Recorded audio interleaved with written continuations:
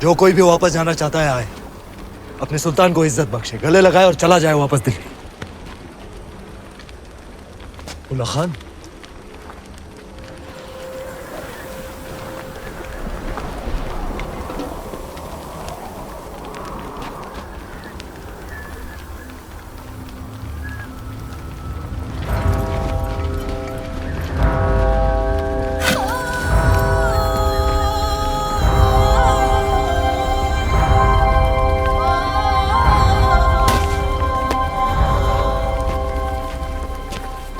खिलजियों ने साथ मिलकर एक ख्वाब देखा था कि एक दिन हमारा परचम सारे जहां पर लहराएगा।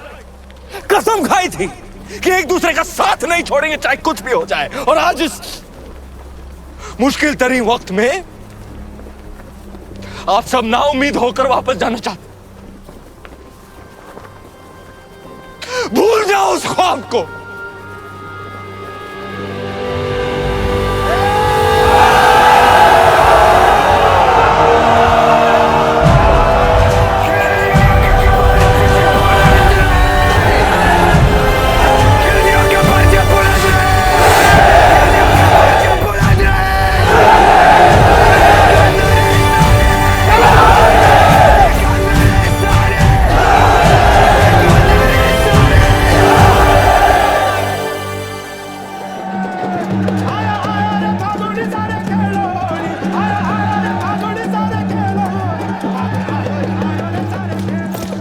हुकुम, होली री बधाई। आपने भी गोरा सिंह जी, आपने भी। अभी अभी भंडारे से होकर आ रहे हैं। अब कुछ ही दिनों का अनाज बाकी है। पर ये बात आपके और हमारे बीच ही रहनी चाहिए, हमारे लोगों तक कभी ना पहुंचे। पर अब हमारी मुश्किलें बढ़ती जा रही हैं हुकुम। मुश्किलें तो दुश्मन के लिए भी बढ़ेंगी। जब आसमान आग बरसाएगा, अलाउद्दीन पिघलेगा। बस कुछ ही दिनों की बात है। आप चाहे होली खेलें, हम भी छोटी रानी सा को उनकी पहली होली की बधाई देकर आते हैं। सच्चाई को अनदेखा ना करें हुकुम, बात चिंता रही है। भूल गए आप गोरा सिंह जी, चिंता को तलवार की नोक पे रखे वो राजपूत जो अंगारों पे चले फिर भी मूंछों को ताव दे, वो राजपूत रेत की नाव लेकर समंदर से शर्त लगाए, वो राजपूत और जिसका सर कटे फिर भी धड़ दुश्मन से लड़ता रहे, वो राजपूत। सुल्तान, सुल्तान, बौखला गए हैं ये लोग। जहाँ हवा में आपका खौफ होना चाहिए, वहाँ ये रंग उड़ा रहे हैं। रंग तो उड़ेंगे ही चित्तौड़ में। आज होली जो है, लोग एक दूसरे को रंग लगाकर अपना प्रेम प्रकट और दुश्मन को दोस्त बनाकर गले लगाते हैं। जी हुजूर। तो हम भी जरा खेल लेते हैं दुश्मन के साथ, रंग से या तलवार से। ये मौसम हमारा दुश्मन बन जाए इससे पहले भेज दो किले पर सुलह का सफेद परचम। चित्तौड़ से सुलह? चेहरे से रंग क्यों उड़ गया ब्रह्मचारी? बिल्कुल नहीं, हम आज ही संदेश। तुम नहीं जाओगे, मलिक कफूर जाएगा। जी। आज होली है, कोई हमें भी रंग दो।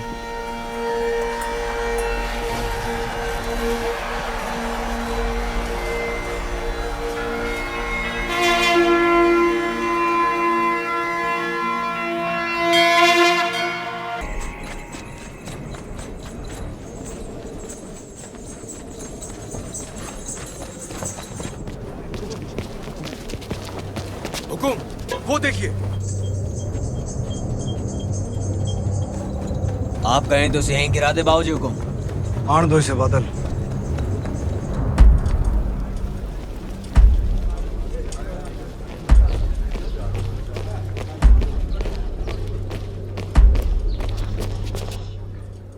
ये मलिक कफूर है हुकुम, अलाउद्दीन रो खास, उसकी बेगम ही समझिए। महारावल रतन सिंह को सुल्तान हिंद का सलाम। समझ चुके हैं हम, मेवात की मगरूर राजपूतों के ना सर झुकते हैं ना तलवारें। हम आपके बुलंद हौसले की दाद देते हैं और आपकी तरफ दोस्ती का हाथ बढ़ाते हैं। दिल्ली वापस लौटने से पहले एक बार आपकी चित्तौड़ की मेहमान नवाजी से रूबरू होना चाहते हैं। हम उम्मीद करते हैं आप हमारे सुलह के पैगाम को कबूल फरमाएंगे। हम अलाउद्दीन से जरूर मिलेंगे, मरहबा। सुल्तान बहुत खुश होंगे। पर मिलने से पहले हमारी कुछ शर्तें हैं। शर्त मंजूर है। पहले शर्तें सुन तो लो।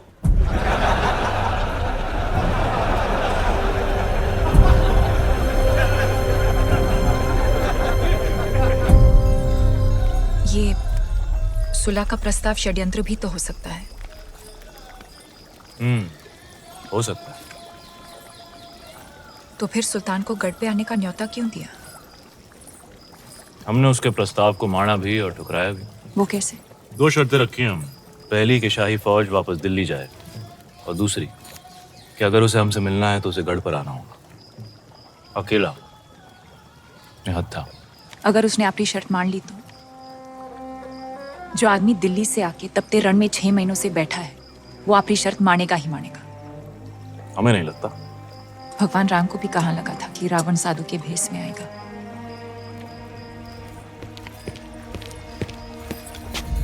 अंदाता हुकुम, बेवकत आने के लिए क्षमा। बोलो गोरा सिंह जी। सुल्तान रो संदेशो आयो है। उसने हमारी दोनों शर्तें मान ली हैं।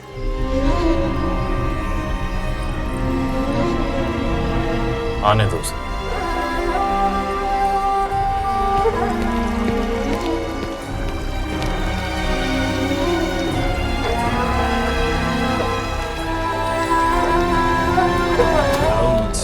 बिकलिमातिल्लाहि ताम्मा मिन कुल्ली आइनिन लाम।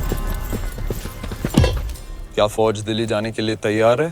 क्या वाकई सुल्तान फौज को चित्तौड़ से दूर भेज रहे हैं? चित्तौड़ की आंखों से दूर, जमीन से नहीं।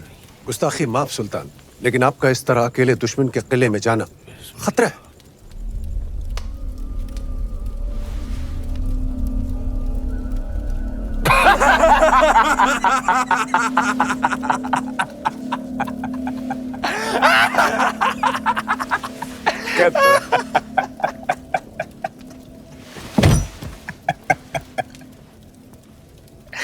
मंजूर,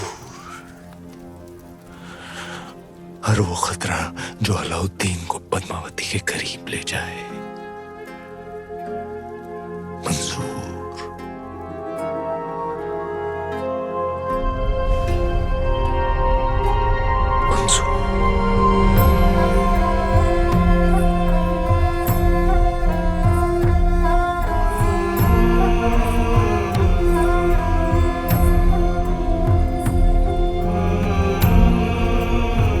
ऐसे सुना है एक खतरा दिल्ली के तख्त पर भी मंडरा रहा है।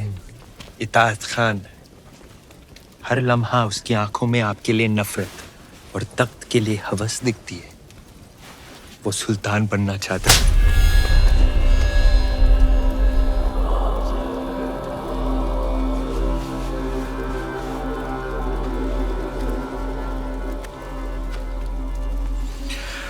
आसमान का हर सितारा चांद बनना चाहता है गफूर, पर बन नहीं सकता। जैसे मैं आपके बहुत करीब हूं, लेकिन पद्मावती की जगह तो नहीं ले सकता। रानी पद्मावती